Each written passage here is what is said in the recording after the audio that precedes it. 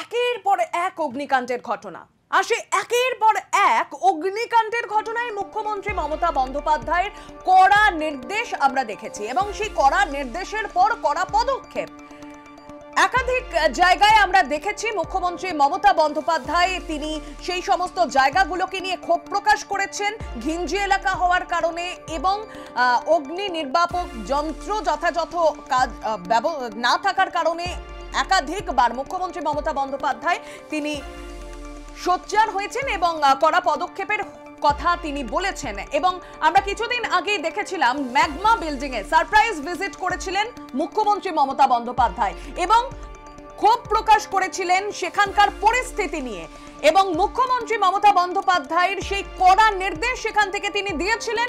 সেই কড়া নির্দেশের পরে কড়া পদক্ষেপ গ্রহণ করা হয়েছে। এবার ম্যাগমা বিল্ডিং এ 6টি রেস্তোরাঁ বন্ধ করা হয়। তারপরেও ম্যাগমা বিল্ডিং এ 100 পিস গ্যাস সিলিন্ডার নিয়ে ফের প্রবেশ করেছিল একটি গাড়ি। সেই ছবি আপনারা দেখতে পাচ্ছেন। 100 পিস গ্যাস সিলিন্ডার নিয়ে গাড়ি প্রবেশ করেছিল। বাংলা জগৎ টিভির ক্যামেরার প্রশ্নের মুখে পড়তেই গাড়ি নিয়ে পালিয়ে যায় গাড়ির চালক।